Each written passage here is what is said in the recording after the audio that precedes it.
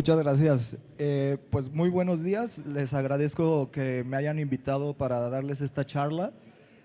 Técnicamente les voy a explicar un poquito de las tecnologías emergentes en cirugía reconstructiva. ¿Me pueden dar la que sigue? Tengo el conflicto de interés de, como ya comentaron, tengo una empresa de patentes, nos dedicamos a realizar innovaciones científicas para el uso en mi práctica clínica y eventualmente conforme vayamos creciendo nos vamos a ir diversificando para dar más inventos para la medicina. La que sigue, por favor. Bueno, pues los objetivos, les voy a hablar un poquito de la impresión 3D, cómo yo la aplico en mi práctica. Les vamos a enseñar un poquito de unos casos de diseño virtual, monitoreo de colgajos microquirúrgicos y el uso del ultrasonido en la cirugía reconstructiva. Si bien el ultrasonido como tal no es una innovación, la aplicación en cirugía reconstructiva con parámetros de hemodinamia como velocidad de flujo, diámetro de los vasos, sí lo es y por eso decidí ponerlo en mi charla. ¿Me habla que sigue, por favor? La impresión en 3D se trata de hacer objetos en 3 dimensiones mediante la deposición de capas de algún elemento. Chuck Hull en 1983 hizo una forma de impresión 3D o de manufactura aditiva que se llama estereolitografía y Scott Crump en 1989 utilizó o inventó la deposición de elementos fundidos. La que sigue, por favor. Ustedes actualmente pueden comprar una impresora en 3D en Amazon, en Mercado Libre, a un costo muy accesible. Y esto es algo importante porque yo trabajaba en un hospital público y no tenían recursos, entonces utilizábamos estas impresoras para dar el beneficio a los pacientes de una atención más especializada y más avanzada. La que sigue, por favor. En 1990 Mankovic fue el primero en hacer una estereolitografía a partir de una tomografía. Esto da la pauta principal de un tipo de aplicación de la impresión 3D en la cirugía o en medicina. La que sigue, por favor. Este fue mi primer artículo que hice en el 2018, donde le hicimos una tomografía a una mandíbula y usando una impresora china de muy baja calidad, le comparamos las medidas de esta mandíbula contra la impresión que habíamos tenido y encontramos un error dimensional de menos de 1 milímetro. Entonces a partir de ahí tuvimos la pauta de que podíamos usarlo de manera segura en todo lo demás que les voy a presentar. La que sigue, por favor. Nosotros hacemos una impresión 3D, tenemos una tomografía primero del paciente, de ahí la trabajamos, recortamos los parámetros o las partes anatómicas que vamos a usar para hacer la reconstrucción o para hacer lo que vamos a hacer, la trabajamos con software, hacemos la reducción, simulamos la cirugía y después la aplicamos en el paciente. Es importante decirles que una impresión de este tipo no es como una impresora de una hoja. Estas impresiones pueden tardar un promedio entre 5 horas hasta 3 días dependiendo de la complejidad de la pieza que estamos imprimiendo. La que sigue, por favor.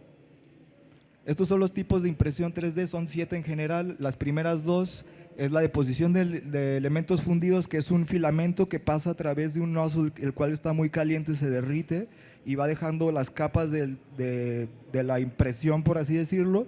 Y la segunda es la estereolitografía, que son resinas que tiene un láser UV que calienta la resina en el punto donde se va a solidificar y va emergiendo la pieza anatómica. La que sigue, por favor. Bueno, aquí están las diferencias. Una estereolitografía en general, la pieza cuesta entre 200 y 500 dólares, mientras que la deposición de elementos fundidos cuesta de 2 a 50 dólares. Entonces, por eso nosotros escogimos eso, porque en el medio y el ámbito institucional es mucho más factible beneficiar a más pacientes con muy bajo costo. La que sigue, por favor. Si ustedes hacen una búsqueda en PubMed ahorita, van a encontrar que pues, tiene un boom, por así decirlo, la impresión 3D. Y todos estamos trabajando con esto porque tiene demasiados beneficios a un costo muy accesible el día de hoy y pues todos estamos colaborando. La que sigue, por favor.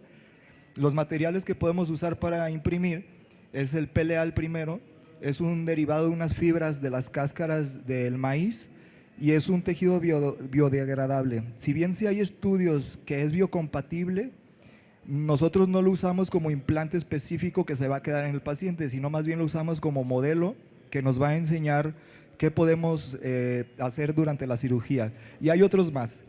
Actualmente la FDA es solo rígida con los implantes específicos, es decir, si yo imprimo con mi impresora un pedazo de hueso y se lo voy a poner a un paciente, ahí sí son muchísimas regulaciones las que tenemos que pasar. Por otro lado, como nosotros lo utilizamos, pues son más flexibles porque no vamos a estar en contacto directo con el paciente. La que sigue, por favor. Este es otro artículo que publicamos más tarde en el 19, donde nosotros proponíamos estos usos. Teníamos aplicaciones transoperatorias, los prótesis e implantes, que es lo que les decía que nosotros no hacemos, y para enseñanza. La que sigue. Actualmente la clasificación de Jacobs es la más utilizada. Tenemos que el tipo 1 es contorno y modelos anatómicos. Eso es lo que nosotros aplicamos. Las siguientes son guías y hipermoldes. La tipo 2 son guías y moldes. Y el tipo 3 son espaciadores y férulas. Y la tipo 4 son los implantes específicos. Estos son los que son más regulados por la FDA y por la COFEPRIS. La que sigue. Esta es una aplicación que no estaba descrita. Yo hago microcirugía y con mi equipo estábamos haciendo estos casos de mucormicosis donde les hacían maxilectomías. Ustedes pueden ver el cráneo, es un ejemplo de cómo está la paciente o el paciente del lado derecho, y nosotros usábamos colgajos microquirúrgicos y los doblábamos con origami sobre el modelo anatómico y ya sabíamos cómo vamos a reconstruir estos pacientes. Entonces es una aplicación que no estaba descrita y la describimos ahí anteriormente. La que sigue, por favor. Otro uso es el premoldeo de placas. Este es un paciente que tuvo una herida por proyectil de arma de fuego y pues está separado en la parte de la sínfisis o el mentón. Entonces lo que tuvimos que hacer es premoldear la placa para darle una reducción lo más anatómica y posteriormente le íbamos a hacer un colgajo peroné para el defecto óseo. La que sigue, por favor. Actualmente en México tenemos mucho trauma maxilofacial. Yo estuve en el Hospital Rubén Leñero en la Ciudad de México y pues veíamos anualmente un promedio de 396 fracturas más o menos en 5 años. Entonces tenemos muchos pacientes que tenían la necesidad de hacer reducción y nosotros teníamos el reto de atenderlos a todos en un tiempo digamos breve y darles una buena atención. Entonces hicimos un estudio. La que sigue, por favor. La que sigue.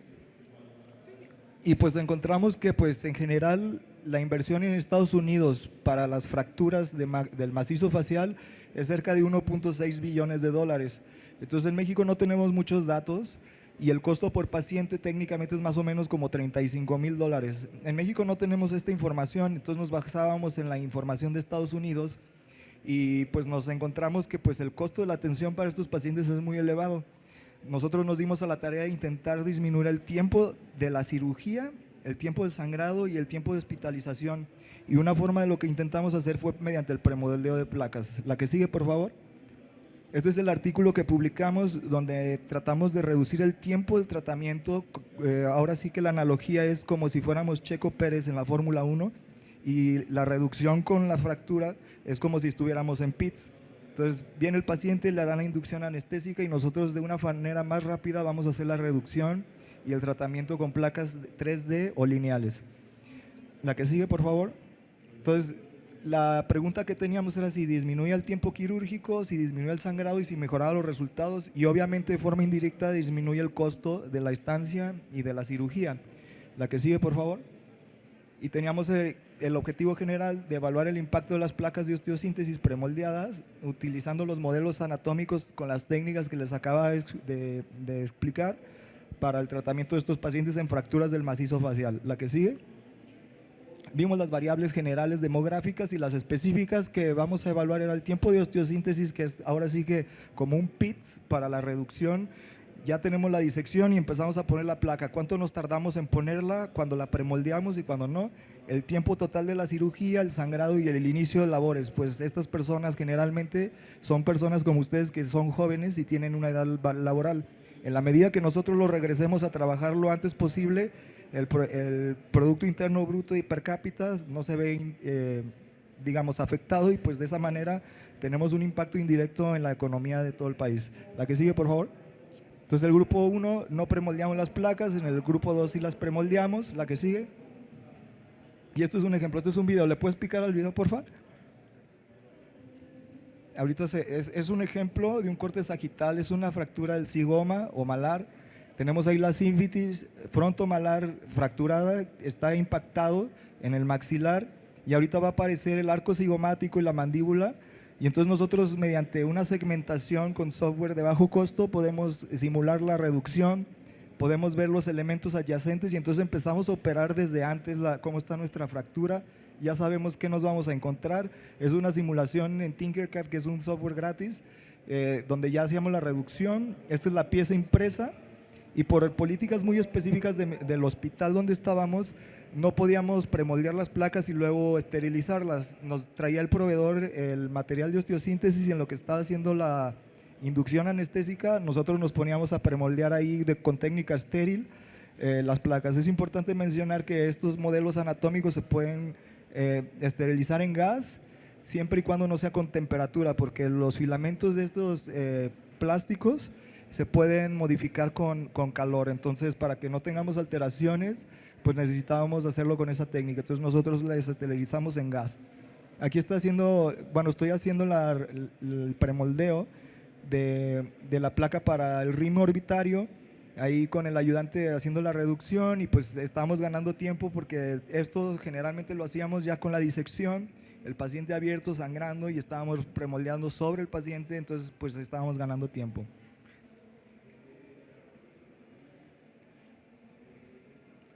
No sé si se puede adelantar el video tantito nada más. Bueno, ahí se están midiendo los orificios, cuánto se va a necesitar.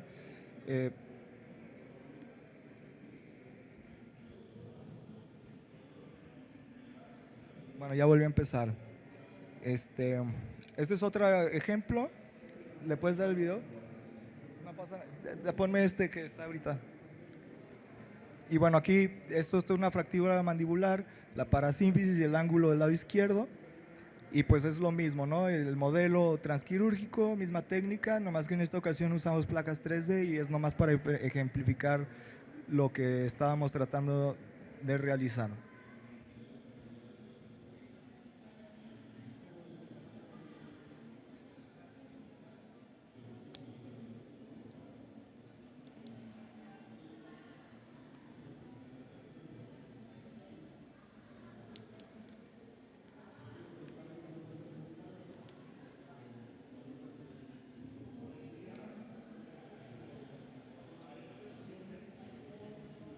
Entonces ya estamos dándole ahí el contorno, revisamos que esté la reducción posterior y anterior de las dos corticales, revisamos todas las referencias anatómicas. Es importante comentarles que pues en las mandíbulas tenemos los dientes, los alvéolos, entonces es importante respetar las raíces alveolares y con nuestra técnica podíamos nosotros saber por dónde pasan, a dónde vamos a dirigir los tornillos y tener mejor resultado.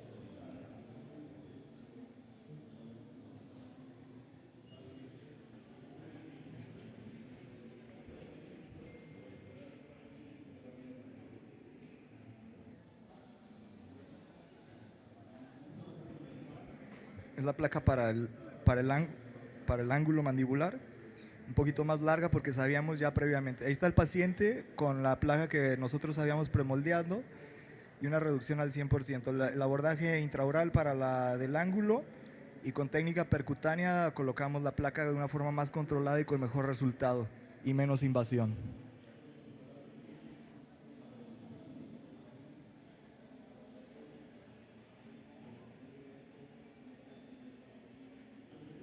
Este es el control tomográfico impreso y donde encontramos una reducción prácticamente al 100% de las fracturas, con una continuidad de todas las corticales y con un mejor rendimiento funcional. Ahora sí, el que sigue. Pues los resultados es que disminuimos técnicamente a una tercera parte el sangrado de la cirugía porque el paciente abierto pues está en menos tiempo, ¿no? El tiempo de osteosíntesis lo redujimos a menos de la mitad.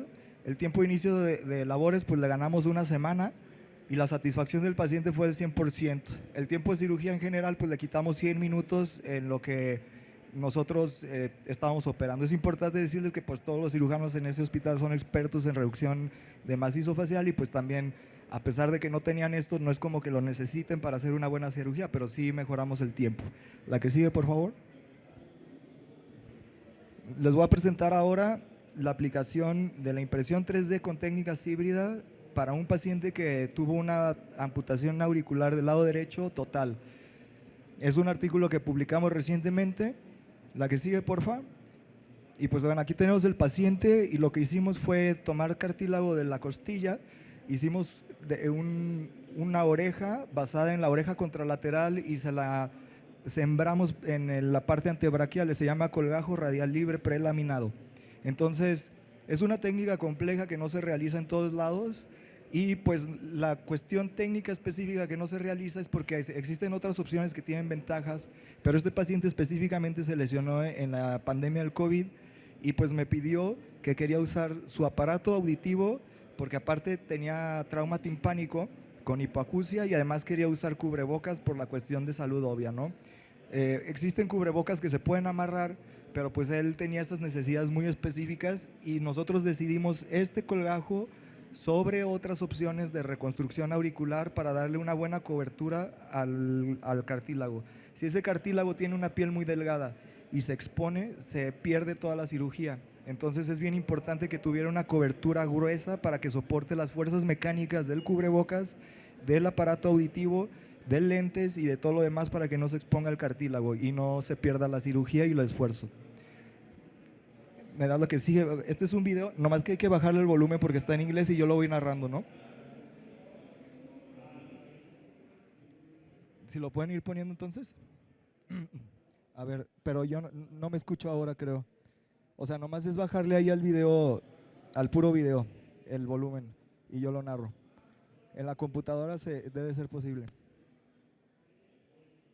Bueno, entonces tenemos aquí el paciente del lado izquierdo, se alcanza a ver el tubo del conducto auditivo, si me lo pueden ir poniendo.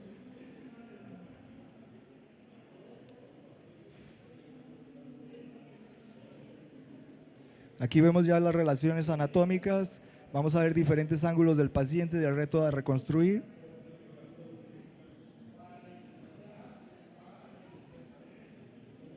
Y bueno, esta es la oreja contralateral. Entonces, nosotros usamos dos técnicas porque en este punto no sabíamos cuál era mejor que la otra. Usamos una cosa que se llama láser de superficie. No sé si jugaron Xbox alguna vez, el Kinect 360, que te ponías a bailar enfrente. Ese es un láser de superficie y de hecho ese es el que utilicé para este caso. Y también usamos la tomografía con la técnica que les había enseñado. Entonces hicimos un escaneo de la cabeza del paciente, hicimos una imagen en espejo de la oreja y después la imprimimos como un modelo para nosotros basarnos en ese modelo para tratar de tallar el cartílago auricular y darlo lo más frecuente. Aquí está la tomografía, donde podemos tomar las dimensiones, podemos ver qué posición va a tener y las relaciones anatómicas que vamos a tener con la arteria. Entonces vamos a pegar la arteria radial contra la arteria facial de ese lado y pues necesitamos darle soporte. Usamos el tendón palmaris longus para darle sostén al peso de todo ese colgajo, pues debe pesar unos 200 gramos aprox. Y pues es un resultado estructural, estético y funcional de cierta manera. Uno de los retos con el colgajo radial prelaminado es que se imprimen muy poco las estructuras de la escafa, la fosita triangular y bueno, todos los detalles del hélix. Entonces es importante darle a los pacientes la expectativa de lo que van a tener. Aquí más o menos estamos haciendo las relaciones anatómicas y pues técnicamente le mostramos esa imagen sin impresión de nada al paciente para que tuviera una expectativa real de lo que puede llegar a obtener y el paciente acepta el procedimiento. Este es el ultrasonido donde medimos los diámetros y aquí está el colgajo como tal con las anastomosis que hicimos a la arteria facial y a las venas faciales. Y ahorita va a aparecer el resultado inmediato al mes y ya después como a los 3 meses. Estas son las impresiones, las prácticas que hacemos, pues obviamente si ya tenemos el modelo podemos practicar en cosas. El cartílago costal que se tomó, estamos tallando aquí el molde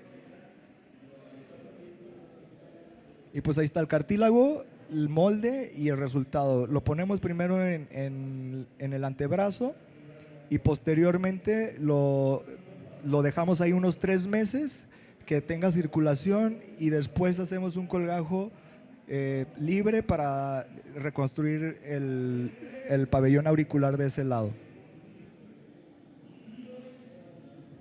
Este es el postoperatorio inmediato al mes. Todavía tiene algo de inflamación, no se imprime bien y este es el resultado aproximadamente a los 3 meses, donde ya puede usar cubrebocas y su aparato auditivo sin ningún problema. el área donadora con sus injertos y la relación y la comparativa con la oreja contralateral, que tuvimos un poquito de error ahí. Listo, la que sigue, por favor.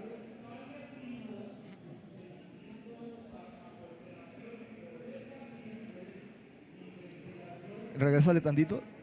Bueno, ya para terminar la ponencia, aquí tenemos el uso del ultrasonido con parámetros hemodinámicos del diámetro de los vasos y pues digamos la distancia como tal, así como la velocidad de flujo. Para ponerlos en contexto, nosotros atendemos mucho trauma de extremidad inferior, donde tenemos pacientes que por el mismo proceso inflamatorio tienen velocidades de flujo disminuidas, las venas generalmente están trombosadas y si nosotros hacemos colgajos libres en esas condiciones, imagínense que estamos poniendo un paciente ahí conectado con flujos muy bajos, la probabilidad de que tengamos pérdida parcial o total de los colgajos es altísima. Entonces, cuando yo llegué a ese hospital tenían un índice de fracaso muy alto desde mi punto de vista, entonces basados en los artículos del doctor John Pyo Hong, que está en Corea del Sur, él hace mucha reconstrucción en extremidad inferior, empezó a implementar estos parámetros. Nosotros dijimos, bueno, vamos a intentar hacerlo y no solo eso, vamos a ir a buscar los parámetros que sean similar del colgajo que vamos a usar con la arteria que nos vamos a anastomosar. Entonces tratamos de ver el balance entre parámetros para ver si teníamos mejores resultados, pues los colgajos que íbamos a usar iban a estar en condiciones fisiológicas de donde estaban nativamente, ¿no? La que sigue, por favor. Entonces ahí del lado izquierdo pueden ver cómo se ve la velocidad de flujo cuando nosotros lo medimos, se mide en centímetros sobre segundo y hemos aprendido históricamente que para que funcione un colgajo libre debe ser arriba de 16 centímetros por segundo, más o menos. Y para que se den una idea, si cortamos una arteria tiene que salir pues disparada la sangre para que sea viable este colgajo. Si solamente se escurre un poco, lo más probable es que ese colgajo fracase. Empezamos a implementar esto en nuestros colgajos y empezamos a seleccionar el colgajo basado aparte en esto y tuvimos mejores resultados. La que sigue, por favor. Este es un caso que les quiero poner en contexto. Estos son el tipo de pacientes que veíamos, un paciente con una fractura Agustilo 3B que en muchos hospitales le hubieran ofrecido amputación. El equipo de ortopedia le puso un fijador externo y nos dijo, no, bueno, pues en este contexto nosotros no creemos que se va a salvar esa extremidad. Si le dan cobertura cutánea, nosotros hacemos la reducción porque pues no queremos comprometernos a nosotros ser los que le vamos a hacer la amputación. Entonces de inicio hicimos una escalera reconstructiva e intentamos un colgajo que se llama solio y un gastrocnemio para darle cobertura al defecto grande y sobre ellos pusimos injertos de espesor parcial. ¿Me pones la que sigue? Esta es la angiografía, o bueno, la angiotac que tenemos. Y es bien importante que sepan que pues aquí toda la estructura vascular está comprometida a nivel distal. Entonces nosotros de inicio nos fuimos por unos colgajos regionales porque si yo me conecto a alguna de estas arterias es complicado saber si de esa arteria está dependiendo todo el pie, el antepié, los dedos distales. Entonces si fracasaba nuestro colgajo o bueno, a lo mejor lo condenábamos a tener el colgajo pero perder los dedos del pie. Entonces no podemos usar esas arterias para hacer anastomosis o bueno, no es lo mejor y pues no decidimos hacer eso. Hicimos los colgajos regionales. La que sigue, por favor. Entonces aquí está la disección técnicamente y pues del lado derecho van a ver cómo está ya cubierto el hueso con el músculo gastrocnemio medial y con un solio de base inferior. La que sigue, por favor. Aquí está ya injertado. A los 24, 48 horas empezamos a ver que tiene áreas de equimosis. La que sigue, por favor. Y pues bueno, ya más o menos al mes tuvimos pérdida parcial de colgajo y esto es bien importante. Todos los pacientes que tienen trauma a nivel cutáneo, los receptores alfa y beta están alterados. Entonces la microcirculación no responde a vasodilatación o vasoconstricción como el resto de la piel. Entonces en esta parte tuvimos ya pérdida y exposición nuevamente ósea y ya aquí no teníamos otra opción más que hacer un colgajo libre y optamos por hacer un colgajo libre, pero en este caso nos pegamos a las arterias del otro pie y de esa manera tuvimos, este colgajo se llama cross leg free flap y usamos el dorsal, el músculo dorsal ancho para darle cobertura a este. ¿Me pones la que sigue, por favor? Entonces este es el colgajo dorsal, es la herida, está acostado de su lado derecho el paciente y tiene la cicatriz enorme porque necesitamos un colgajo largo que tiene que viajar desde el pie expuesto hacia el pie sano y la circulación le va de su pierna en este caso contralateral, hacia el colgajo. Entonces es una maniobra de salvamento. Esto también se puede hacer pediculado. El problema de hacerlo pediculado es que se tiene que poner en posición de 4 al paciente y las articulaciones de la cadera, la rodilla y el tobillo del pie sano se ven alterados. Entonces, si fallamos, le estamos condenando a causarle daño articular en la arteria sana. Entonces, nosotros lo hacemos de esta manera, que es más anatómica, en posición de 30, 40 grados a nivel de la cadera, y podemos salvar sus articulaciones sanas y no causar más morbilidad al pie sano. La que sigue, por favor. Entonces, aquí está el colgajo. Es el colgajo del lado izquierdo con su arteria toracodorsal que pegamos a la tibial posterior de la pierna derecha. Ahí se ve cómo está viajando el colgajo. Esa isla cutánea la dejamos de monitoreo. Es bien importante nosotros estar monitorizando los colgajos y darnos cuenta si se están perdiendo o no. En la parte inferior ya está conectado el colgajo y se ve cómo queda la parte posterior, la parte anterior, y en la parte inferior ya están en relación el pie sano con el área a cubrir, con injertos de espesor parcial, y el área del monitoreo que se ve que tiene una buena evolución. La que sigue, por favor. A los 3 meses aproximadamente hacemos la sección del colgajo por la mitad, se ligan las arterias y pues se remodela ahí para la zona para darle cobertura a los defectos óseos necesarios. Y lo más importante es que del pie sano revascularizamos de nuevo la tibial posterior, la regresamos con su cabo distal para restablecer la circulación y no causar daño en el pie sano. Pues es posible que sea el único pie que le va a quedar, ¿no? Eso siempre hay que tener en cuenta. Estos pacientes en algún punto del tratamiento pueden requerir amputación, supra o infracondilia, dependiendo ya sea la cuestión. La que sigue, por favor. Aquí está la restauración. Este es un video, si le puedes poner, por favor. Está restablecida la circulación de la tibial posterior del pie sano. La que sigue, por favor.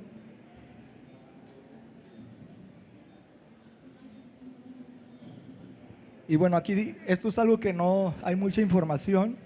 Al inicio yo pensé que habíamos perdido una pérdida total del colgajo. Sin embargo, de la parte de más cobertura hacia afuera, como si fuera una cáscara, fue teniendo áreas de necrosis, pero al final pudimos darle cobertura y el resultado final a los 3 meses es la parte derecha que pueden ver. La que sigue, por favor.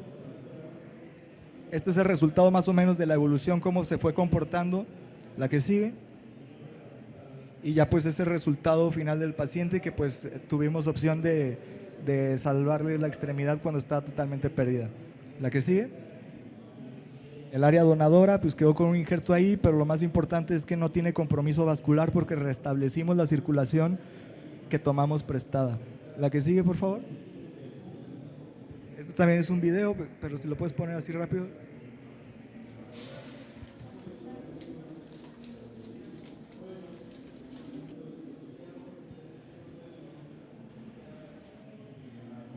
Bueno, así nos llegó y así quedó el before and after, ¿no? Que podemos ver que tuvimos ahí una opción de salvamento. Sí, bien importante que este paciente está condenado a tener rehabilitación por muchos años para restablecer la función desde el tobillo, la rodilla, la cadera, pero pues él actualmente camina con bastón.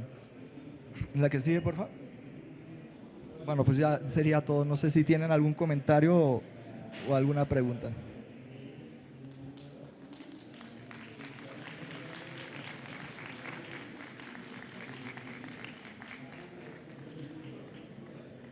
Muchas gracias, doctor Rendón. ¿Alguna pregunta, comentario? Por favor, siéntanse libres.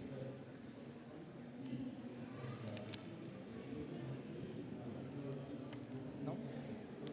Bueno, pues muchas gracias. Ah, ¿sí? Dime.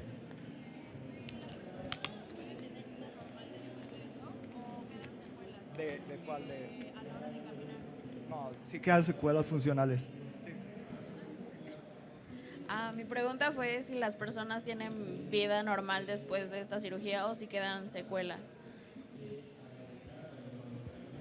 Sí, pues muy buena pregunta, porque es bien importante hablar con los pacientes desde el inicio que no van a tener una vida normal, porque el trauma que tuvieron ya los está poniendo de cierta manera en una condición muy complicada. Pues bueno, los que no son familiares en trauma de extremidades, cuando nos llegan pacientes con casos catastróficos, lo primero que debemos hacer es decirle: tu pie está amputado técnicamente, o sea, está muy enfermo, existe una alta probabilidad que lo tenemos que retirar, hacer una amputación.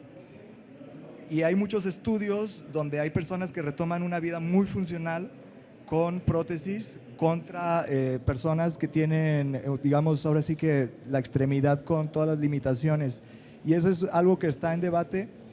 Los resultados funcionales son mejores con prótesis en la medida de que pues, no tienen dolor distal, están menos expuestos a tener complicaciones, infecciones, porque pues estos pacientes si tienen de alguna manera alguna enfermedad arteriovenosa, diabetes, hipertensión, van a tener pie diabético o de alguna insuficiencia vascular que vaya a requerir algún tratamiento. Entonces cuando se da manejo radical, es verdad que retoman su vida más pronto que todo lo que hicimos. Ese paciente duró como un año en lo que pudimos salvarle su extremidad. Si hubiéramos hecho la amputación como tal, muy probablemente en un mes y medio le quitamos puntos, a los 12 días le quitamos puntos, va a rehabilitación, le hacen su prótesis y mucho antes que un año y medio regresa a su vida funcional. Pero ya depende también del concepto psicológico y la fortaleza y a qué se dedica esa persona. Entonces, es complicado imponerle a los pacientes que le vamos a hacer una amputación porque pues desde el punto de vista ético el que debe decidir es ellos. Entonces muchas veces nosotros le ofertamos, es mejor hacerte la amputación, costo-beneficio, pero ellos dicen, sí, pues oiga doctor, pues es mi pie y yo quiero que intenten todo. Y pues honestamente pues ahí es donde nos ponemos en la encrucijada, ¿qué tenemos que hacer, ¿no? Entonces ya conociendo a los pacientes y unas valoraciones psicológicas y todo lo demás, nosotros podemos ofertar estos tratamientos con una oportunidad a alguien que quiere vivir eso, ¿no? Y de cierta manera. Entonces ya es complicado, pero el punto de vista más, si fuera sentimientos, fuera la parte psíquica, es más funcional hacer una amputación, siempre, ¿no? O sea, pero desde el punto de vista psíquico y todo lo demás del entorno, ya es difícil esa decisión y pues como doctores no debemos nosotros decidir eso sobre el paciente. Bueno, a mí me gusta que ellos participen en eso y pues nunca me ha dicho nadie, ay doctor, ¿para qué me deja mi extremidad o mis dedos, ¿no? O sea, generalmente dicen, no doctor, usted hizo todo lo posible y yo sé que me iban a quedar así, pero pues yo tengo mis dedos, estoy completo. Para muchas personas es importante irse completos, ¿no? Entonces hay que respetar a veces esa parte. No sé si tienen alguna otra pregunta.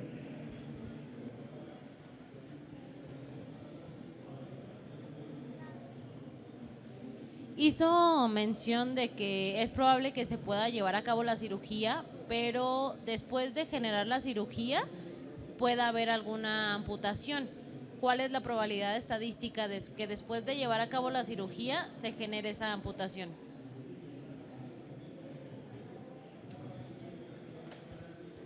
Cuando nosotros hacemos anastomosis, ya sean macro o microquirúrgicas, depende de las cosas que les comenté. Si tienes una buena velocidad de flujo, si la arteria tiene un buen diámetro y tienes es el 5% técnicamente de falla del procedimiento, o sea, tienes 95% de ganar en condiciones normales. Cuando estamos en condiciones como el paciente que les mostré, estamos diferentes, pues son pacientes que, hay un doctor que se llama Daniels, él publicó que los pacientes que se reconstruyen en los primeros 15 días tienen un mejor pronóstico funcional que todos los demás y sobre todo en la nivel vascular.